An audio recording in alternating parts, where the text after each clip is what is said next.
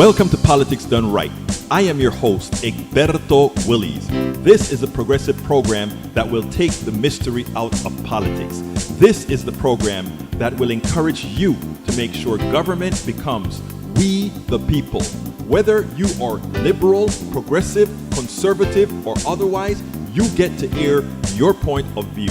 We are an independent media outlet that, unlike mainstream media beholden to corporations, we only owe allegiance to you. Remember, you can also send me a tweet at EGBERTOWILLIES. That is at Egberto Willies. Let us engage. It is Politics Done Right. Well, folks, welcome to one more edition of Politics Done Right. I'm Egberto Willies, your host. Thank you so kindly for being a part of the show. We are going to have a grandioso show for you today. How's everybody doing? I trust everybody's doing just fine. I hope you all had a great weekend. But by the way, I'm looking at our charts here and I see, okay, it started to stream. I was wondering for a minute if the streaming was going to start. But anyway, folks, we've got a show for you today. Get ready, get ready, get ready. Anyhow, you know what? We didn't update. The actual name of the program. So I am going to do that in real time. You know what that means? That we're going to get started about 1 minute. About here, check this out. We're going to get started 1 minute off schedule because it's going to turn out that this is going to appear on the right thing at this very minute. And update all. And I think we would have changed it on YouTube. I think we would have changed it everywhere else. And it's about to go live now. How's everybody doing? I hope you had a great weekend. You know, we had an eventful weekend as well. You know, there's a whole lot of stuff happening all at once, but you know what? We get the job done. All right. Look, I need to get our Substack folks on air. I'm pretty sure that we are on. Oh, wow. A lot of you are here already. All right, let's go ahead and get busy. Look, this weekend, there was an interview between President Trump and our resident moron and Kristen Welker. It is one of the most ridiculous interviews that I've ever seen. But we'll get into that after we welcome our folks. Welcome aboard. The first person in the chat today, Melanie Keelan from Barcelona, Spain. Welcome aboard, Melanie. How are you doing? Second person in the chat, Patrick Magna from Houston, Texas. And of course, there is Joe from Los Angeles, California. Michael Rudnin is feeling under the weather. Michael, you better get better. We need you in the movement. But folks, he is in from Brooklyn, New York. We also have, he says he wants this on the screen. Ha, ha, ha, ha. Hey, I love that, buddy. That goes on the screen right away. Let's get that on the screen. I love that meme. It says as follows. Let's give Don Vict, meaning the convict, Don Vic McFellon, his biggest crowd ever. No Kings. Mass protest. June 14th, 2025. Visit 5050.1. 5050.1. Impeach.remove.convict. Yes, that's what needs to be done. Now, let me just say this, right? Whatever protests we go out and do going forward, make sure that it's peaceful. This guy is dying to come out with the Insurrection Act. We don't want him to invoke the Insurrection Act. I don't know if Congress would go with it, but remember, if he invokes the Insurrection Act, he can actually create some delays in the what again? The 2026 election.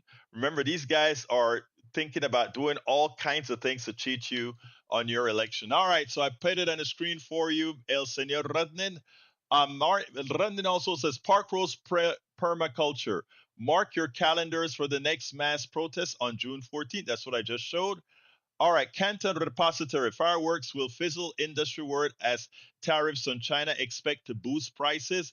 The fireworks industry is worried about tariffs imposed on China, where the majority of fireworks are manufactured. It means increased pricing. Yes, we know that. NPR. Trump budget would slash rental aid by 40% and let states fill the gap if they want to.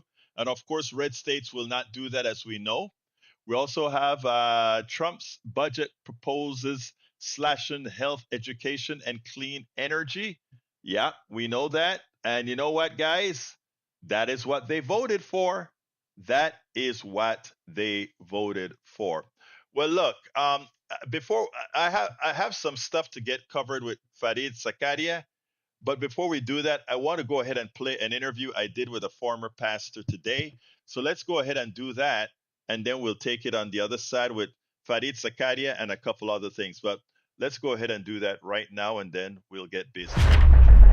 Welcome to another edition of Politics Done Right via Egberto Off the Record on Substack. Today, I'm very honored to have a special person. I met this young man at a resort in upstate New York on a program that we called Jedi for Democracy. We're a group of folks from all backgrounds, all ethnicities, all social statuses, etc., got together to try to see how we could create better communication, create a better America, if you will. That is one of the things we were working towards here. So without further ado, I want to welcome Pedro, I said it wrong, Senorinha Silva. How you doing, my dear brother? I'm good, man. I'm just good to be in conversation with you. You always bring the energy, so it's cool to just be up here with you. Well, let me tell you, you wrote a piece, and you do a lot of writing on newsletters on the LinkedIn platform, and I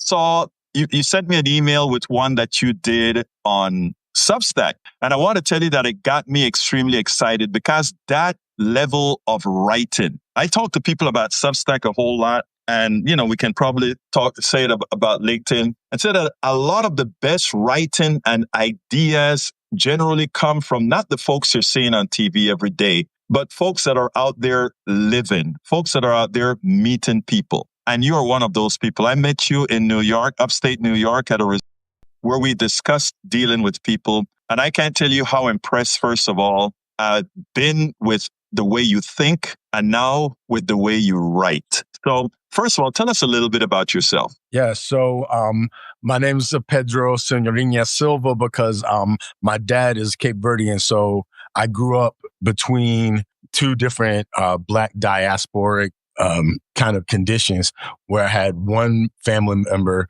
who was from Africa, essentially Cape Verde, Portuguese colonized country. And then my mom, who her family's from these islands called Dominica in the Caribbean, but my mom grew up in the United States. You are such a dynamic character. I want to have you on 2 different live sessions. Yes, but what I had you on for today's live is an article that you wrote that I went ahead and reposted on my Substack called The Illusion of Merit, an Allegory. Yeah. And while I loved that article and understood that article, why I wanted to talk more about it is I thought that article would fly over some of the people who need to understand that article, what it's really about. Right. So what I want to talk about is that article was pretty much explaining the genesis of Donald Trump in allegorical form. Right. And it was so well written. Tell me how that came about. Well, honestly, it came about because I was on a trip to DC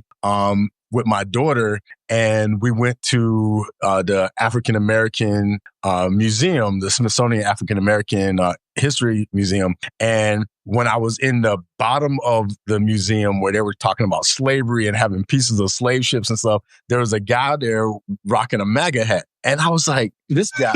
Okay.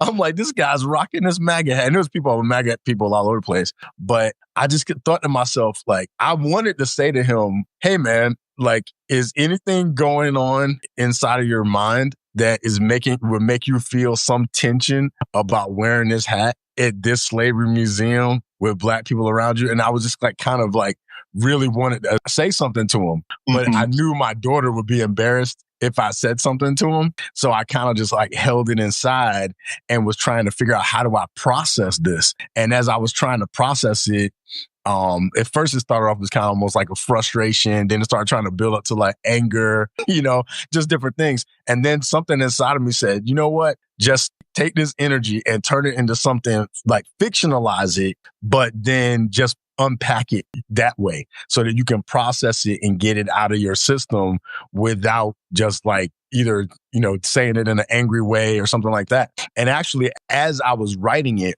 I really meant it to be more critical. But as I was writing it and kind of engaging with the characters by fictionalizing it, I found myself having this internal dialogue that actually went in a direction that I didn't even intend when I first started writing it. At first, I just wanted to write it about somebody being oblivious and not understanding, these things, because I also saw a person with a MAGA hats on at the Holocaust Museum Memorial, like down the road. And I was just like, what? How are they? Oh, sorry. Somebody tried to call me.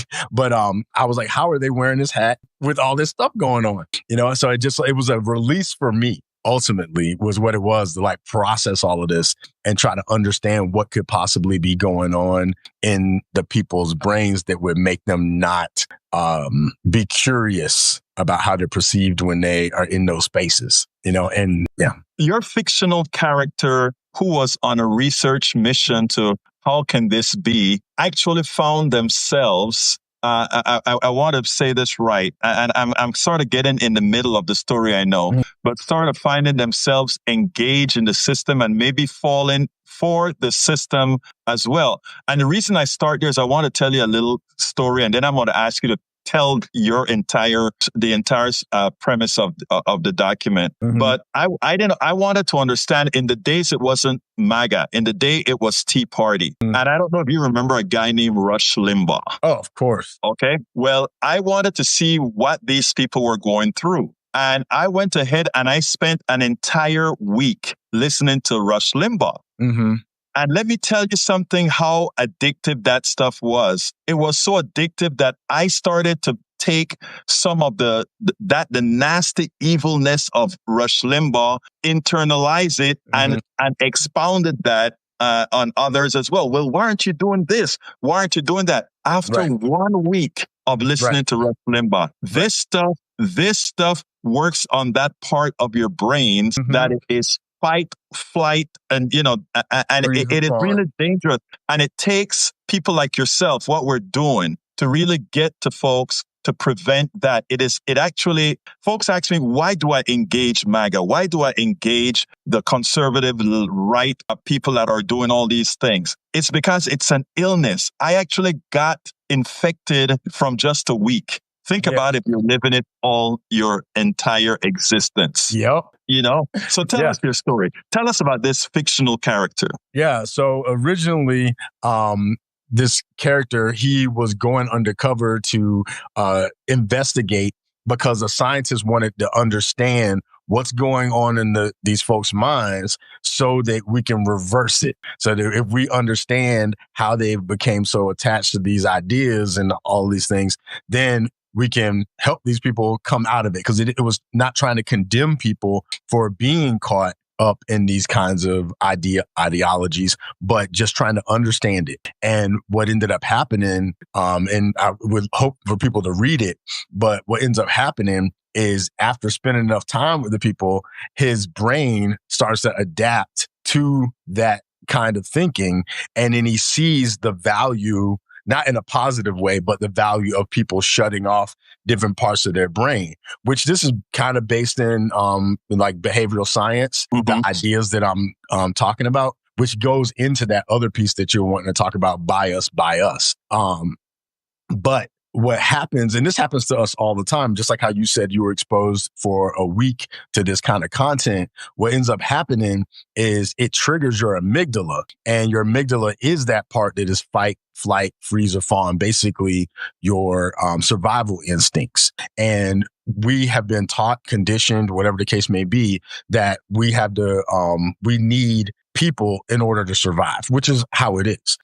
For millions of years or whatever, we've needed a community to ensure our survival over time. And one of the easiest ways to be able to ensure your survival is to align yourself with what seems to be the stronger forces. And then you put your the part of your prefrontal cortex that's able to kind of make those kind of conscious decisions. You just turn that off, and you just allow that amygdala to run the show, because that amygdala will keep you alive. That's what it's supposed to do. At least it believes that. But the thing is that the amygdala, when it's hijacked and it thinks that it's doing what it needs to do to keep you alive, it can really be destroying you. But it's so biased that it can't take in any information except for what will keep me alive, And so people, once they get that amygdala hijacked, it's like they're not even functionally operating. And I'll wind this piece up real quick.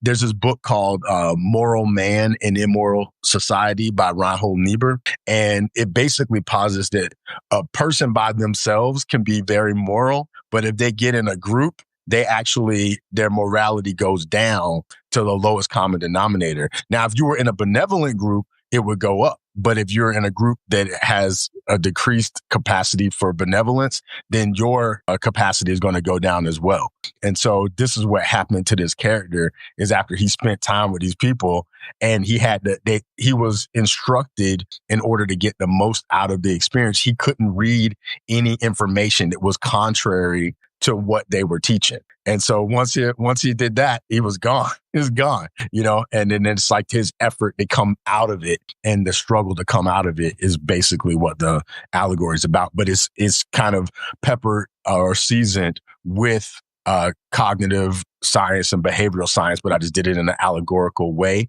so that because the other thing is our brains don't have the same defense for fiction as it does for things that we would think are factual, because we are part of our brain that wants to be like entertained or distracted also is a survival instinct to be distracted. And so I basically was like, you know what? I know this information. Let me just write it as fiction so that it's reading as a story, so that people's defenses can come down, so some of the information can get in. And I think that's a good way of doing it. In what I do, I try in trying to reach people where they are. I don't quite use the method as far as an allegory. And, maybe that is another tool that I should start to use, what you've developed there, and, tell the story in allegorical form. Because, immediately as I read the story, or read your article, read your newsletter, I saw, wow, this is MAGA. These are Republicans who know better, but joined MAGA because, of the groupthink that you speak about. Everything that you mentioned in that article, I could set who the protagonists are in this right-wing machine. Right. And that was scary. And the next thing I said to myself is, and I think when I posted it with that kind of a message that says, folks like me, you, and a lot of our more progressive listeners that are on right now, they would get it immediately. Right. But I wonder, and this will be a good experiment to see how the MAGA person sees themselves as following the Führer, how that, if they see themselves in that and that sort of a thing, because it is so important. But I think that one paper that you wrote there should sort of be, first of all, I think it can give progressives that are just thrown that their hands up in the air and said, to hell with these people, I don't care. Right. It humanizes some of these folks that are disturbed.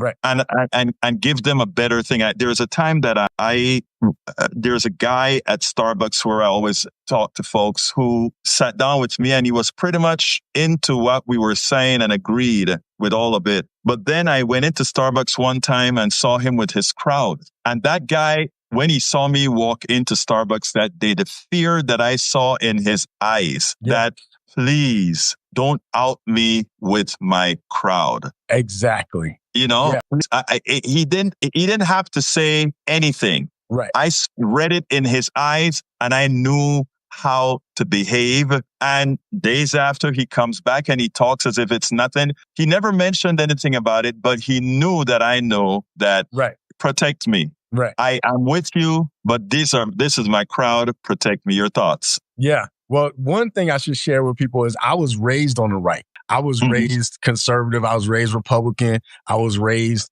on focus on the family out of Colorado Springs, all of that stuff, the moral majority, all those things I was raised on. So I understand the idea of being in a group and of belonging, but I was raised, from a Christian perspective. So the trippy thing with me is that I was very much I was a pastor, for those of y'all up here, I was a pastor for almost a dozen years, but I no longer am one. There's articles about why I'm not a pastor too, but I grew up with that.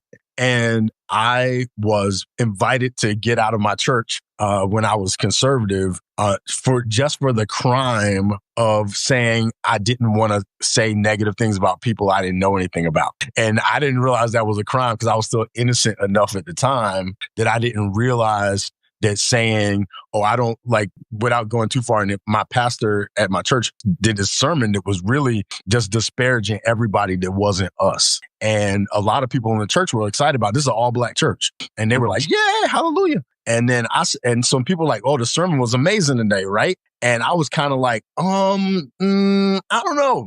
And just me saying, I don't know if the sermon, basically, I don't know if that sermon was great. And some people said, well, what was the problem with it? And I said, well, I don't understand why he had to say, thank God I'm not a Muslim. Thank God I'm not a Buddhist. Thank God I'm not a Hindu. Thank God I'm not a gay. He said all these things. And then his ending thing was because I have Jesus. And I was like, why didn't you just say I have Jesus and be happy? Why did you have to say all this stuff about everybody else? And then all of a sudden, people just started whispering about me saying, hey, I think he is one of those liberal people. And I legitimately did not know what a liberal was. I had never even heard the word. I never heard it.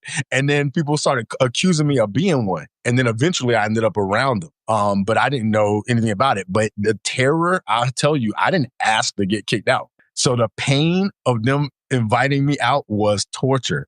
And so because I know that pain, I can understand why some people who may think differently are afraid to admit that because they don't want to lose their belonging, because then that messes with their survival, which then gets into their amygdala, which then keeps them in this loop. And they don't know that it's happening most of the time. It's unconscious. Well, it speaks more about you that you are able, above and beyond all of that, to actually be able to tell truth. You have Mark, she says, right-wing and billionaire media setting up stupid people. Geez. B. Warren says, by the way, that book on Amazon, the book you mentioned, is $27, paperback $45, and there are only 3 copies. There are only 3 copies with me, she says. John Starkey says a lot of people are not so strong and self-sufficient, and they fear negative feedback or any criticism for that matter.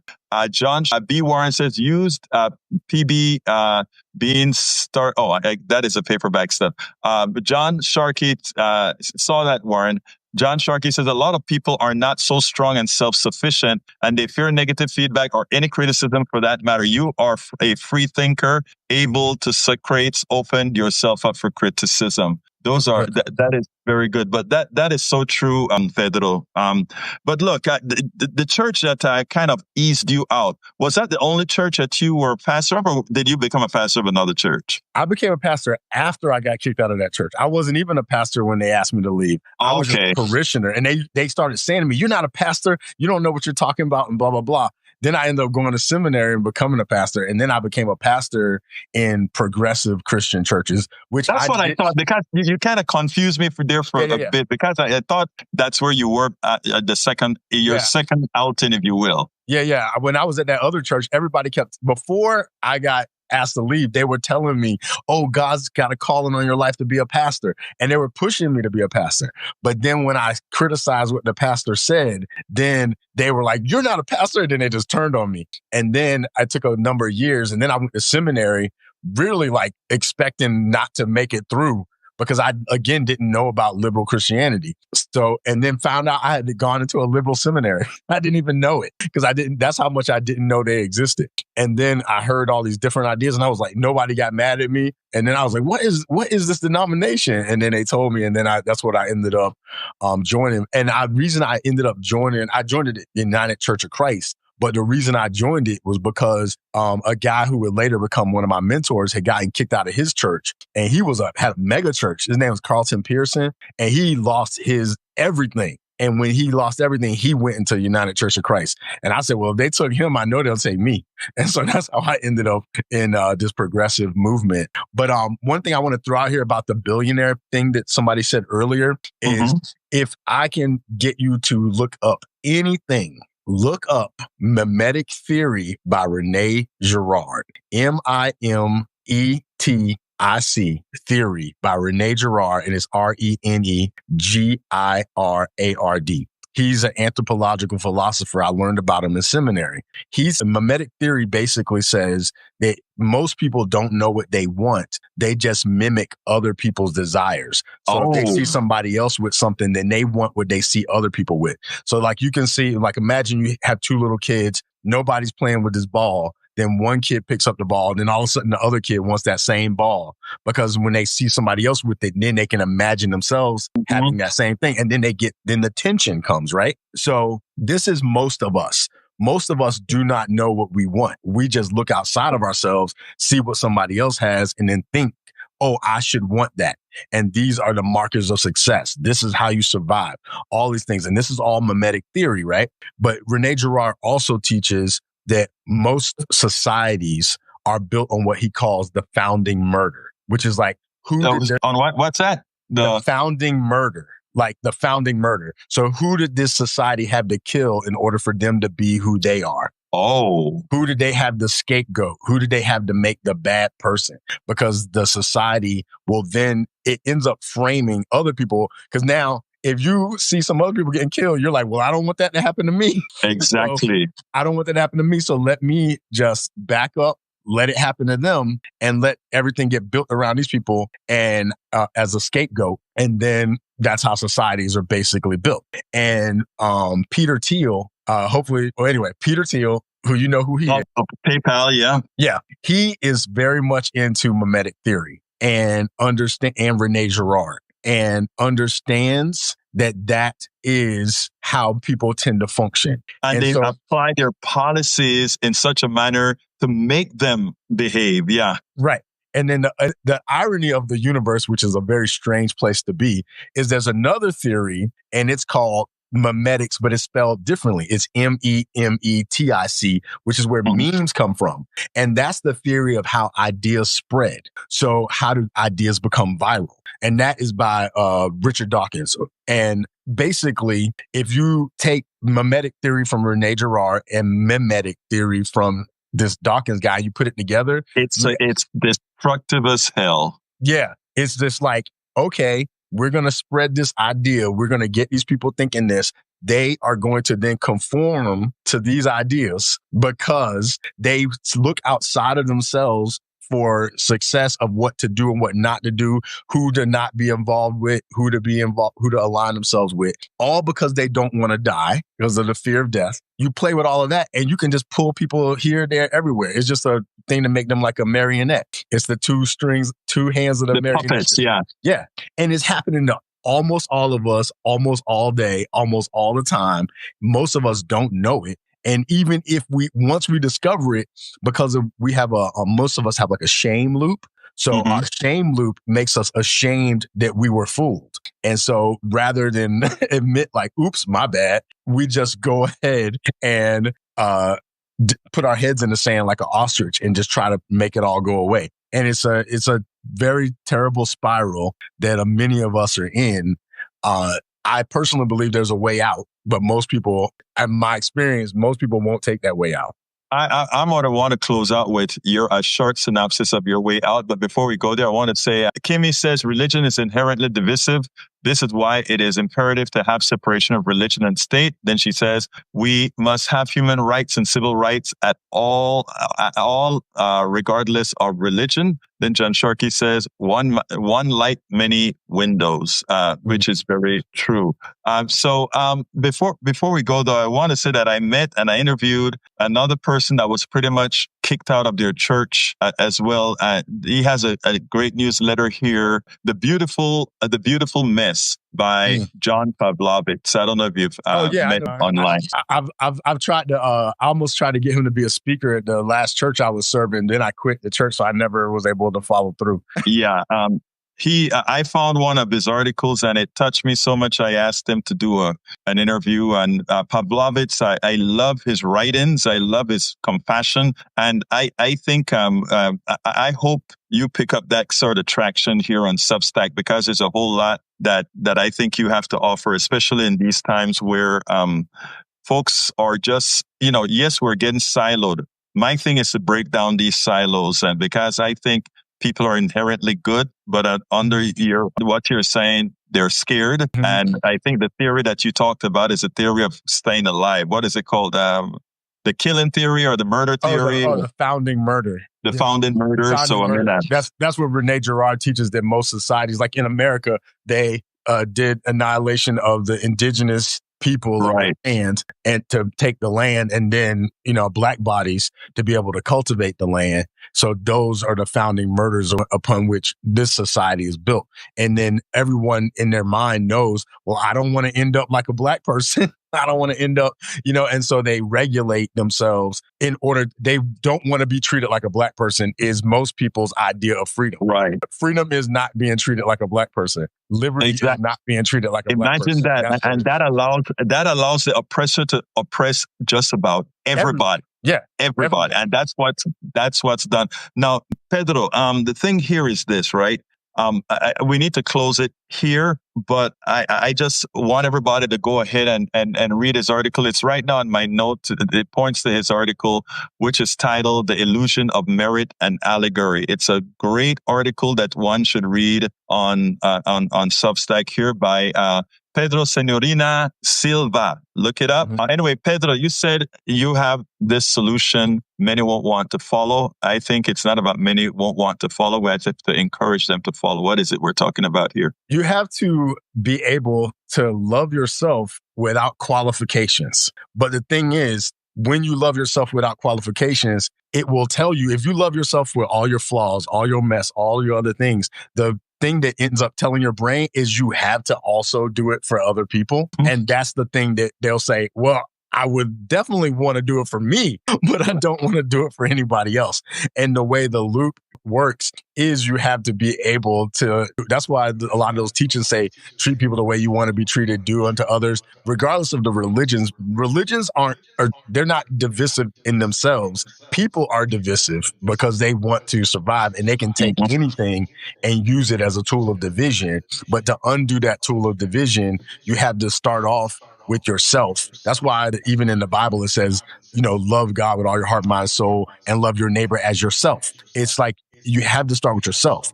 So if you look at yourself in the midst of everything, and one of the things I've done for myself is I've looked myself in the mirror and say, you're so beautiful. I love you the most. I'm so glad you're here. And that undoes a lot of the trauma that ends up happening. Like, because when we're kids, we want to be seen as beautiful. We want to be loved. We want people to be grateful for our presence. And then different messaging tells us otherwise, that we need to earn all these things. So to reverse that, you have to be able to tell yourself or reparentify yourself, like be your own parent, become your own parent or something like that. Work on that. And then you'll naturally build your compassion. So you'll look at other people and realize that they used to be a child. They used to want to be loved, seen as beautiful, and for people to be glad that they're there and just hold them. And that's how it works. But a lot of times we don't take it because we don't want to give it, Look, Pedro, I'm glad that you said that. If you listen to all my lives, and not the lives, but my radio program, etc., I always end the program with, I love you all. And I mean that from the depths of my heart. And I think, I think good minds think alike, because once somebody called into KPFT and said, "What is the answer?" And I said, "It's going to sound corny, but it is love." It is. And I said, it sounds corny, but it is love. And if you can actually care about somebody else, if you can really love unconditionally, then you can solve all these problems. Because again, we're all flawed human beings, and just remember that. Pedro, give me a one sentence closer. We got to get out of here. Love yourself. And I look forward to our next conversation, because I would recommend. Thank you very much, folks. That we had the honor of speaking to Pedro. I'm not going to say the middle one right now. Pedro Silva, my buddy from that I met in upstate New York. Thank you so kindly for having been on Politics Done Right via Egberto Off the Record. I simply love your writing, and I love your thought process. I appreciate it, man. Thank you for putting forth the effort to invite me up here. And thanks everybody who joined. Appreciate you. Love yourself, and spread it. Look, I really enjoyed that interview, because Pedro and I go back a long time. I think 2 or 3 years. We met in a resort where a lot of us from different groups and personalities and ethnicities and ideologies met. We had the most conservative folk to the most liberal folks. We had the most MAGA folks to the most anarchistic folk. And we sat down in circles and we talked things out. And we proved that if you can talk and you don't allow peer pressure to really destroy things, if you don't allow those people on top that run capitalism to destroy what we have, then things can actually get done. Michael Rudden asked me to put the mimetic theory by René Girard onto the screen, and that's what you're looking at right now. A mimetic theory that Pedro was talking about. One of the aspects is humans don't naturally know what to desire. Instead, they learn to desire from observing others. That's a very interesting thought. All right. I want to have another piece for you here. And this is from Farid Zakaria, right? Here's the thing. We are all distracted, right? I tell you what, before I do Farid Zakaria, let me play a caller from our show last week, because she pointed out something very important about distraction and about letting the people in MAGA that simply can't change because they're wired incorrectly, or they're wired. You notice Pedro mentioned that loop of shame. He mentioned that there's a particular reinforcing loop of shame that some of us can't get out of. So we fool ourselves and we throw our heads into the sand. That's how some of you that we talk to are. And we hope by illustrating that thing, that pathology, that somehow one would decide to get out of that pathology. But I want to listen to what a caller said, and then we'll play Farid Zakaria. All right, let's go to Uju. Come on in, Uju. Yeah, hi. So 3 things. I know you're short on time. Number 1, the orange baby actually has achieved something that he's been achieved his entire life. He's finally a billionaire because he's used public funds to extract and pillage, and now he can finally say he's a billionaire. So for so long, he's been claiming he's been a billionaire, and everybody has believed the con, but now I actually think he's a billionaire. So that's 1. 2, the previous caller that was talking about DEI, I think that we waste too much energy trying to defend DEI. I just think that we should just start asking people, how actually has DEI impacted your life personally? So look at your life. Let's say you're 40 years old. Your entire life, how has DEI actually impacted you from living your best life?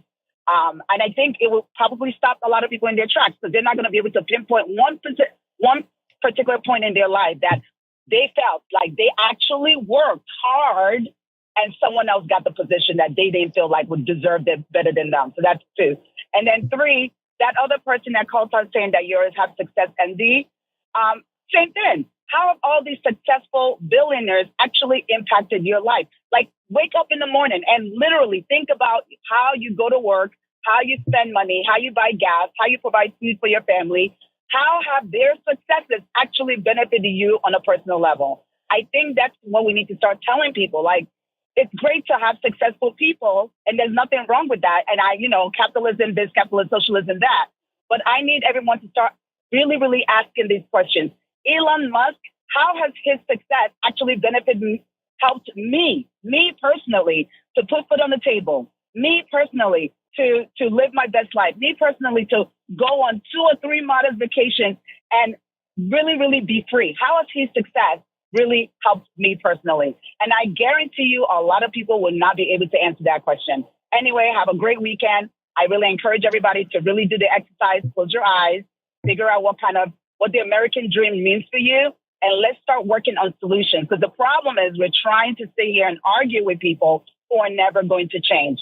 We have to start providing a vision of what the ideals of America is and the solution to get there, okay? So that might mean, hey, listen, doing more in your community, volunteering more, mentoring people, taking one person out of the community and showing them a new habit, not a new habit, a new skill. I think we just have to stop arguing with people who are never going to change. Anyway, everyone have a great weekend, and that's all I got. Uju, don't leave yet, Uju. Let me just tell you, the last time you spoke, I got a great clip out of it that people simply loved on the 3 o'clock show and otherwise. And here we go again. I think you have a way of using words to really inform. And so thank you for that.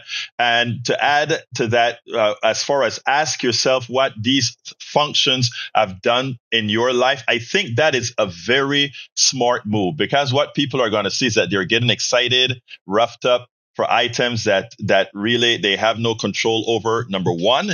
And number two, for the parts that they have control over, they have allowed others to use them. When I talk about our economic system, a lot of these that we like to claim are success is being built on the successful, meaning being built on what you've done, Uju, what Bard has done. Their success has been built on that.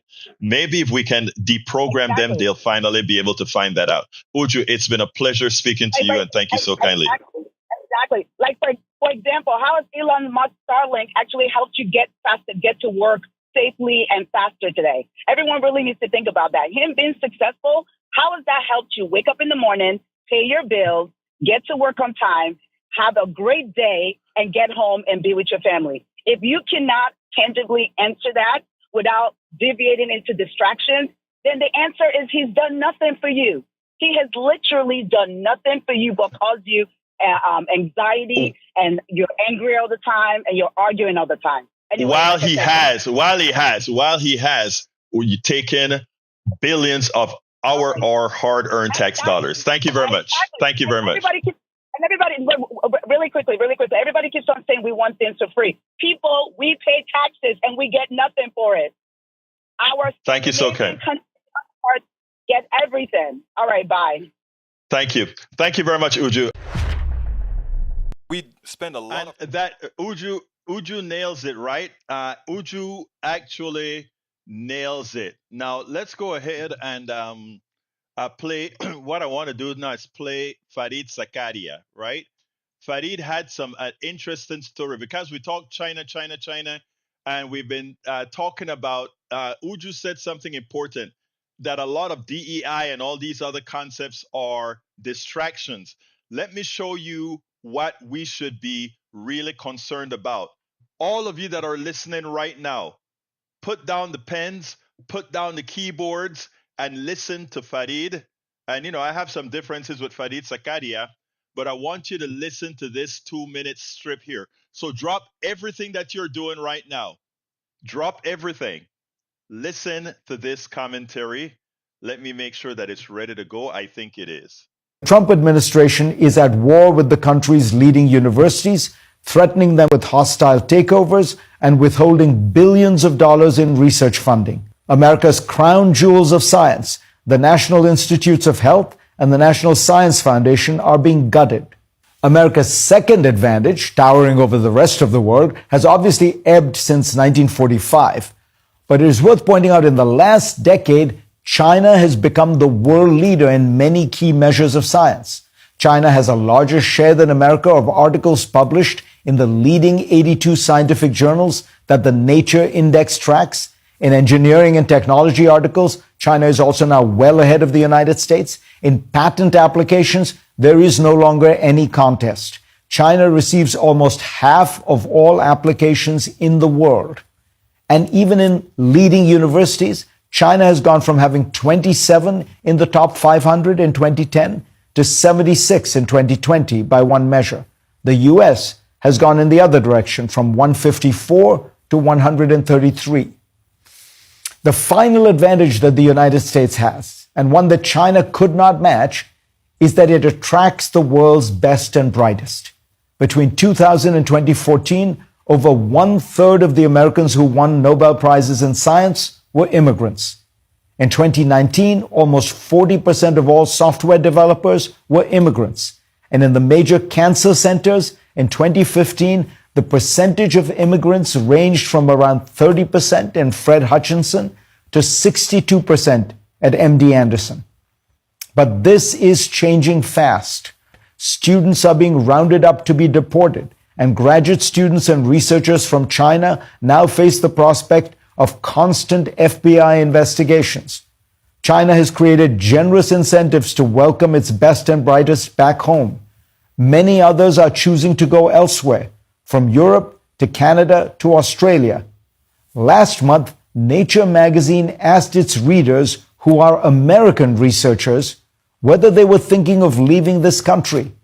Of the more than 1,600 who responded, a stunning 75% said that they were. These are the building blocks of America's extraordinary strength, created over the last 100 years. And they are now being dismantled in 100 days. That is a shame. Now, like Uju said, it is a distraction. All these petty craps that we are talking about is a mere distraction. The country is falling apart from within. Every time you see Donald Trump attack students, every time you see Donald Trump says, have his agents go ahead and get foreign students and throw them out of the country or put their visas in danger. What it does is for the next crop that's coming over here, they're going to say, I am not going to America to start my education, not knowing what a crazy moron will do to me. I'm going to Canada. I'm going to China. I'm going to Australia. I'm going to Europe. Why come to America? We can build, remember, here's what they're saying, between 32%, actually, 32% of the Nobel Prize winners from America are foreign born. In 2014, it jumped up to 40% foreign born. That, you know what that tells you? We were bringing in the best. That's what it says. Now, when you have a moron running your country that has turned a lot of a lot of his following into comparably minded, then you get the destruction of the core of your country. And everything that they're fighting about, speak English only. Very stupid. We want to speak many languages. Oh, a foreigner is taking these jobs. Yeah, because again, DEI says, what again? You want diversity, equity, and inclusion, because if you have diversity, equity, and inclusion, you have a huge pool. And if you have a huge pool, what does that mean? You have a bigger pool set of those who will succeed, of those who are intelligent, of those who have applied themselves to have more intellect. And that's what America has been for a long time. That's why you see a lot of people come over here and work hard and get ahead. But then you have the lazy folks, a lot of them of the MAGA persuasion, that think that their hue entitle them to success. And then when others work very hard to gain that success, they've generally had to work twice as hard as any one of them. Then it's like, oh, we need to get rid of them. That is the stark reality. And look, the truth of the matter, brother, is leave Eric alone. He has not. I speak to Eric all the time. He doesn't have the ability to look at things critically or objectively, and I think we proved that many a times. So don't. I mean, like Uju said, give Eric a hug and your love, but don't try to give him don't try to get him to think critically. He's a good guy, but he doesn't have the ability to do that yet. Maybe with more time here, we'll be able to garner that kind of support. Now that said, folks, it's important that what Uju Kathy Pascal, thank you for being here on Substack. Great to see you here. Julie said, would love to show that video to my people, including my contacts. Do you have a link to that? Oh, yeah, absolutely. Let me give you the YouTube link to the video. It's on. We have it on Substack as well. But what I will do is I'll give you the let's see, that video link.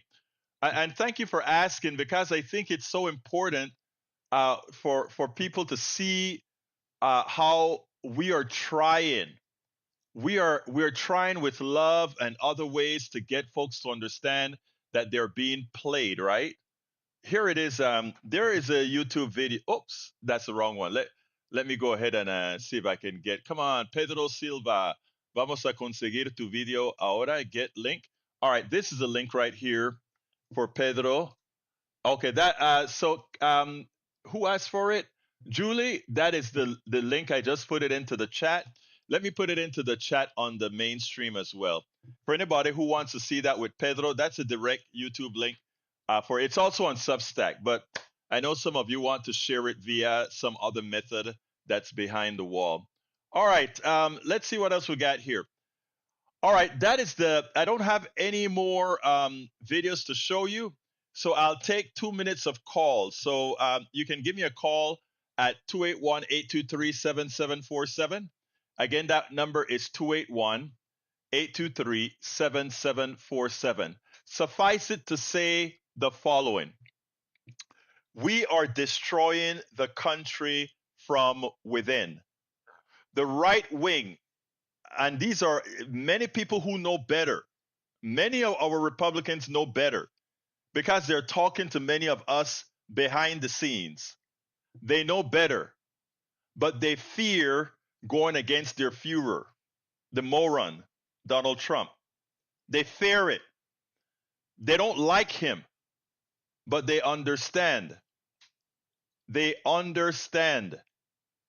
Egberto, would you mind posting a link to the education research video you just played? Let's see. Para ver. In 100 days, Trump has dismantled the idea of advantage. Yes. I'll post that link as well. Let me get it for you. Right. In fact, let me get it for you right away, because that's an important piece. You're correct, brother Rudnin. All right. Let's see. All right. Come on in. You have 30 seconds. What's on your mind, my friend? It's Ray. I'm calling from my Google phone. So, yeah, I just wanted to say I saw that little clip. I thought you were going to show it on this show, but since you didn't, I could definitely speak on it. Trump disgusts me because he sat up there and said, "Oh well, if prices on things go up, you can get 2 dolls for your daughter instead of 30." And I said, my late mother would probably look at him and say he got some nerve, because Right. him and his rich friends don't have to limit themselves to 2 homes or 30 yacht. Let them have 1 home instead of 30 homes, or 1 yacht, or 1 car instead of 5. I could go on and on. The double standard for excess is disgusting, and it's repugnant. But that's what I had to say.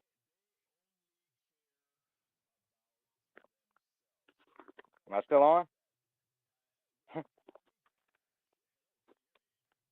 Hello? I don't know if this phone. I don't know if I'm still on.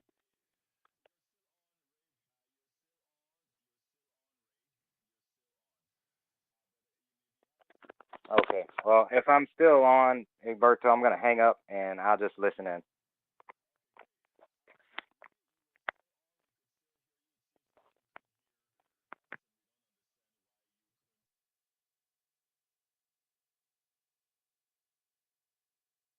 Okay, Ray. Yeah, we could still hear you, but you could hear us, or you could hear me because I had issues with my phone. Anyway, folks, look, we are at 55 right now.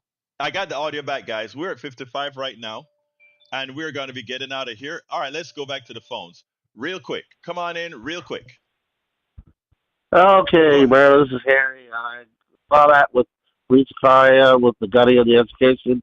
I agree with what he said there. And I sent you this in the chat, but I wanted to know, I heard this on NPR a little while ago. President convicted Trump wants to reopen Alcatraz. Alcatraz. Yeah, But it's maybe true. that's where he should go. Yeah, I Yeah, know, he the wants, truth, but the truth. everything's going to be rebuilt. Yeah, it is Go ahead. look, everything that he sees on the television, right?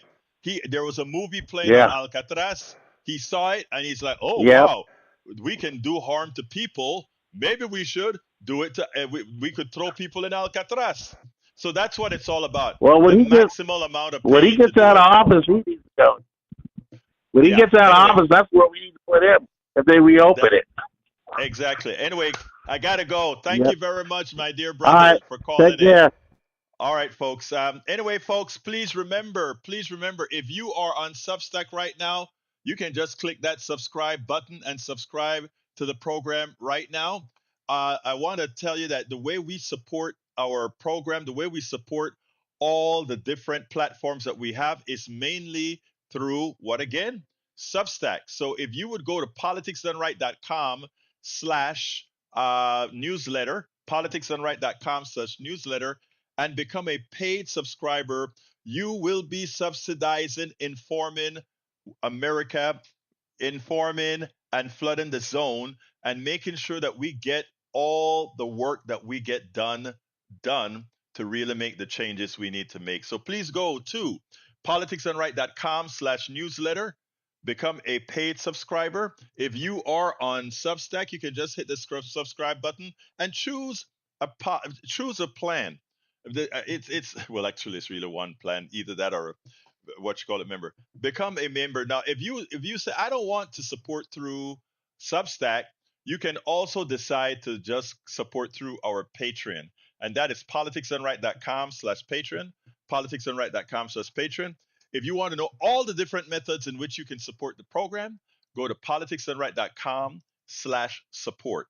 Politicsandright.com slash support has all the different ways in which you can support the program. But the best way, the way that we know we have that steady flow coming in, is if you can support our newsletter, and it supports and those of you who subscribe to our newsletter, read all our books for free.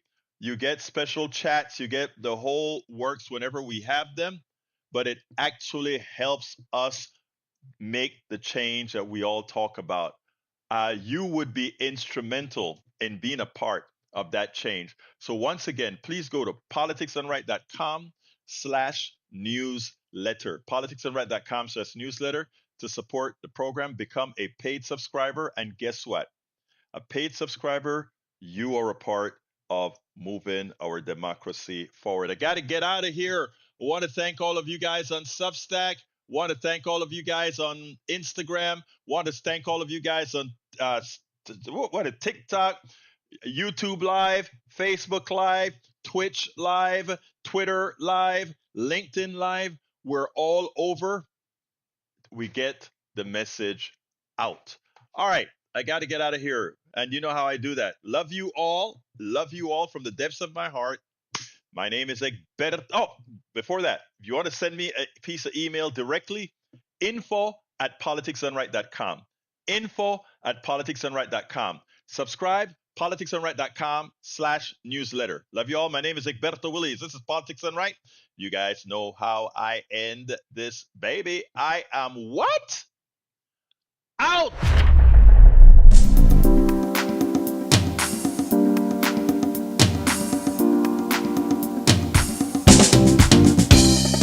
Welcome to Politics Done Right. I am your host, Egberto Willies. This is a progressive program that will take the mystery out of politics. This is the program that will encourage you to make sure government becomes we the people. Whether you are liberal, progressive, conservative, or otherwise, you get to air your point of view. We are an independent media outlet that, unlike mainstream media beholden to corporations, we only owe allegiance to you. Remember, you can also send me a tweet at EGBERTOWILLIES. That is at Egberto Willies. Let us engage. It is politics done right.